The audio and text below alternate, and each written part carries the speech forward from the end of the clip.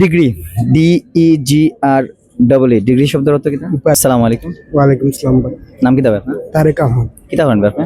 পড়ালেখা করি। আচ্ছা, আপনার লাগে তিনটা প্রশ্ন আছে, যদি উত্তর দিতে পারেন আমরা পেজের পক্ষ থেকে একটা জায়নামাজ গিফট আছে। প্রশ্ন করি ভাই।